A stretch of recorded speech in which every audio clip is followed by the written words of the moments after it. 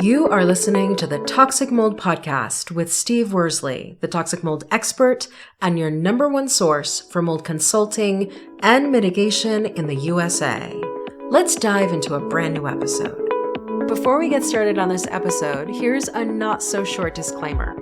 While all attempts have been made to verify the content provided in this podcast, neither the podcaster or the producers assume any responsibility for errors, omissions, or alternative interpretations of the issues discussed here. All information stated in this podcast is the opinion of Steve Worsley. Steve Worsley is a mold specialist with over 25 years of experience in the construction and mold industry. The Toxic Mold Podcast is for information sharing purposes only. The views expressed are those of the podcaster and his alone. These views should not be taken as expert instruction or commands. While there may be references to medical conditions and symptoms, all podcast episodes are the opinion of Steve Worsley, and any medical questions or concerns shall be addressed with the appropriate licensed medical professional or professionals.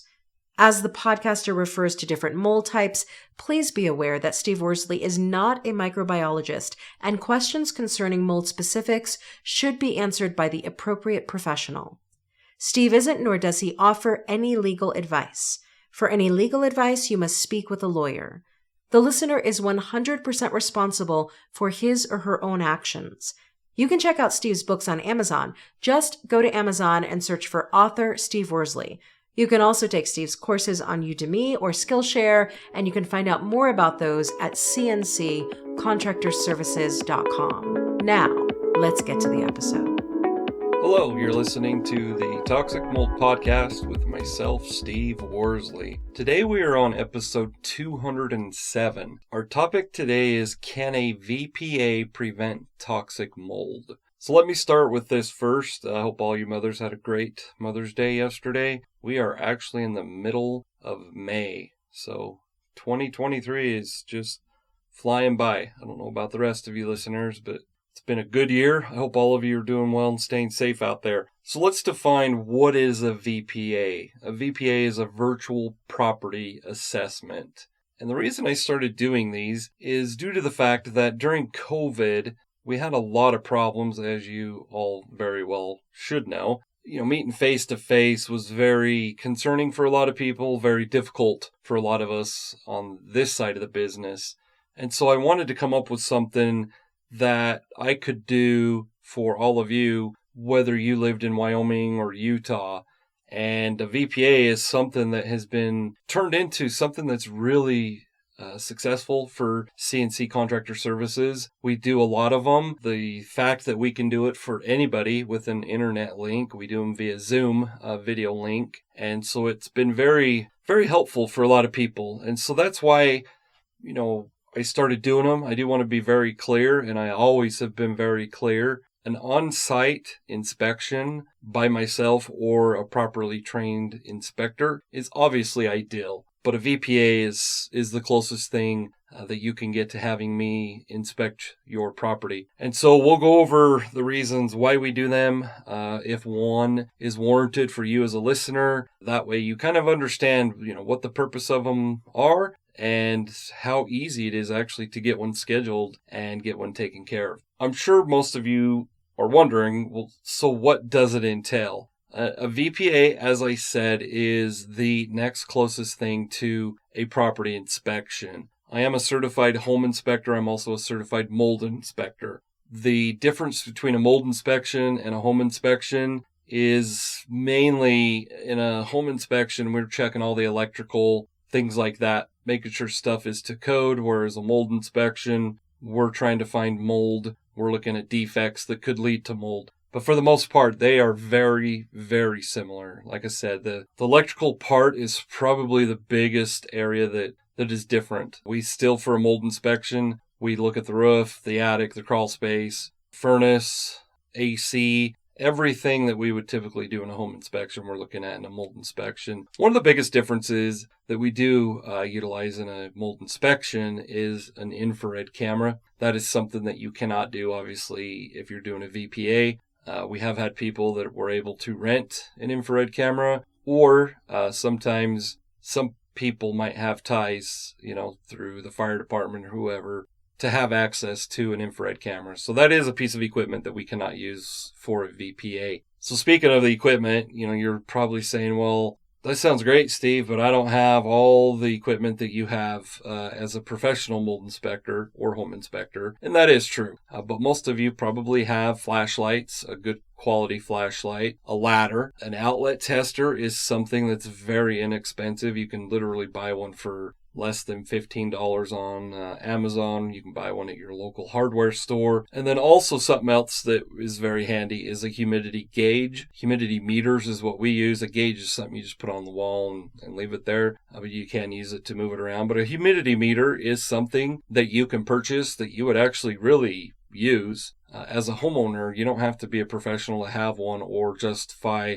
the cost to have one. Those are some things that if you don't have those little pieces of equipment or tools, you can purchase those. But for the most part, we can do what the purpose of the VPA is with a flashlight, outlet tester, and a ladder. Ideally, yes, there is a list of other things that I put with my questionnaire once you book one. But for the most part, don't be concerned that you don't have a bunch of equipment. So going back to, what does the VPA entail? We start with the exterior. We're looking at major things like grading and drainage. Speaking of that, I believe next week that will be my podcast topic. So anyhow, listen next week if you want to hear a lot more about grading and drainage. But we'll check the roof, grading and drainage, the windows, hard surfaces. When we talk about hard surfaces, we're talking about things like your brick, grout, driveways, foundation, anything stucco, anything like that. Those are things that we're going to inspect outside. The gutters, AC unit, the electrical components, making sure there's weatherproof covers on your outlets.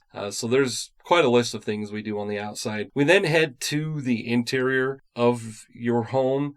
We start with the attic. If you're not comfortable getting up in the attic, you can stand there with typically we can do the VPA over your phone. You can stand there with your camera and a flashlight. I can direct you what to be looking at. Even if I can't visibly see everything, I will give you an idea of what you should be looking for. If you're comfortable going into your attic, that's even better, but it has to be safe, obviously, for you to crawl around up there. Speaking of crawling around, we'll look at your crawl space. Once again, if you're scared of things down there, critters, spiders, mice, snakes, all the fun stuff, don't worry. You can throw your ladder down there and just use your camera and your flashlight and look around just like you would up in the attic if you don't want to crawl around. I will explain to you what you should be looking for, but mainly we're going to be making sure that you have a vapor barrier down there, the soils aren't wet, there's no mold on the subfloor, the floor joists, all that stuff. We'll take care of all of that in the crawl space. Jumping back to the attic, that is something I kind of didn't really talk about. So what we're looking for up in the attic is water stains, making sure if you had missing shingles at one point that the subroof, the trusses, the insulation around that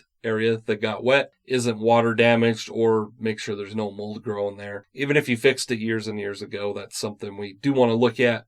Could be something of concern. But for the most part in the attic, we're checking for water stains, water damage to insulation, wood, stuff like that. We want to make sure your dryer vents, your exhaust fan vents from your bathrooms, that they're vented properly to the exterior. So those are things we're going to look at. As far as once we're done in the crawl space, we're going to take a look at your mechanical room. So that sometimes could be your laundry room. Maybe it's in an unfinished basement. We're going to look at your water heater, the furnace, all the plumbing, the electrical stuff. For the most part, we just want to make sure electrically, like sump pumps and things like that, are GFCI protected.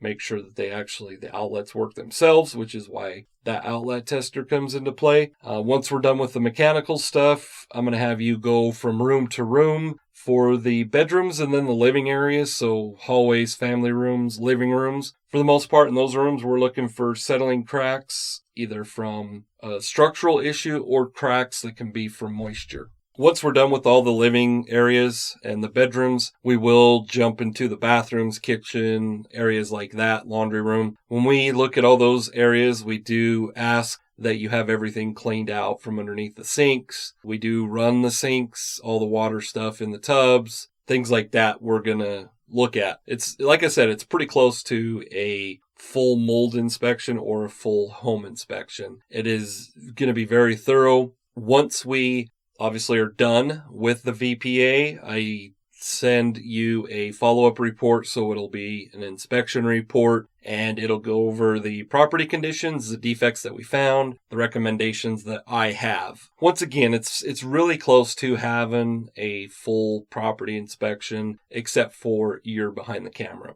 So of course, I'm sure you're listening and you're like, okay, Steve, you've told us everything you're going to do. Why would I need a VPA? And that's a great question. A VPA is for those of you that, and it can be for many reasons, but let's say for those of you that feel like you're sick, maybe your teenage daughter, son, occupant of the home is sick, you don't feel that there's any concerns, everyone else seems to be fairly healthy, you're not sure what to do, you don't quite trust your local inspection company because all they're going to come in and do is just run air tests, that would be a reason you could have a VPA. You could have a VPA because you're buying a new home. Your realtor, they should technically, and most states legally, stay out of the inspection process as far as setting it up and telling you who to use. You could be buying a new home. That would be another great reason. So you could actually use our VPA as more of a home inspection / mold inspection. So you can kind of get a 2-for-1 there. And as far as the mold side of it, if you do need testing, we can recommend, obviously I always recommend having a professional come in, but there are do-it-yourself kits out there. We've talked about it in other podcast episodes. There are ways for you to do your own tape lifts, your own air testing. There's ERMI testing. There's other testing out there that you can do, and you can absolutely do it yourself if we believe that that's necessary. Keep that in mind too. If you're doing a VPA and you're like, well, I'm going to end up having to hire a professional anyways. There are do-it-yourself testing methods that you can actually do, and you could save a lot of money. So back to why else would you need a VPA? Maybe you had, and I know this spring has been not as terrible as I thought it would be in Utah and Wyoming. Now we are having some flooding, but it's not as bad as I thought. And that doesn't mean it can't get worse. But anyhow, you could have had a recent flooding event, and you weren't sure if you got your, what I call the mop-up process, but got everything dried up quick enough. Mold only takes 48 hours for it to start reproducing and to become viable and do what it's going to do. Maybe you're not sure, you had maybe a roof problem last fall or this spring, and you just want to make sure that there's no concerns. That would be another reason that you could use a VPA. For the most part, it will give you an idea as to your property conditions, whether your property is in great shape. It'll give you an idea whether we need to move forward with mold mitigation. It'll give you an idea if we just say, hey, everything looks really good. If you still believe you have concerns, let's do some testing and see. But for the most part, it's just going to let you know what the next steps are. So that's why you would need a VPA. Last thing, how would you book it? First and foremost, I'm going to put the link in the comment section of this podcast, but you can also go to our website, which is CNC, so Charlie Nancy Charlie, contractorservices.com. Yes, I didn't think about how long that was going to be when I named the company. www.cnccontractorservices.com. There's a tab that says consulting or services. Click on that. Go in there. You'll see VPA, Virtual Property Assessment. Once you click on that, it'll take you to a PayPal link. You pay for it. Within about 3 to 4 business days, you will receive a receipt from my staff, and you'll also receive a questionnaire. That questionnaire is not that hard to fill out. It's a Google document. It's pretty easy. You don't have to fill it out, print it, and then send it to me. I automatically get it once you have filled it out. But if you haven't heard from us within 3 to 4 days, business days, reach out to us. Sometimes things end up in junk. Just reach out to us at info@cnccontractorservices.com and say, hey, I paid for the VPA. I haven't heard anything. Is everything still good to go? After you have filled out all the paperwork and you get a receipt, you also will receive a link, and it's a Calendly link that has my availability. We make that very simple. You don't have to wait for me to say, hey, I have May 31st open at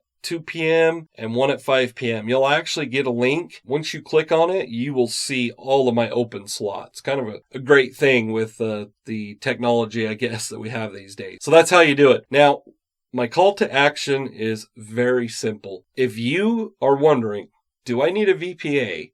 Just the question of wondering about that tells me you should get one. It is very, very important to know the property condition, and therefore just book it. It's simple. It's not that expensive. And like I said, I will put a link in the comments. Once again, thank you for listening. This was episode 207. I hope all of you are doing well. You're enjoying spring because summer's going to be here quickly. Have a great day. Thank you for listening to this episode. Make sure you go to our website at cnccontractorservices.com and sign up for the mold investigation checklist. Again, go to cnccontractorservices.com and get your free mold investigation checklist today. You can also, on cnccontractorservices.com, find out more about Steve's courses and books and consultations. Once again, go to cnccontractorservices.com.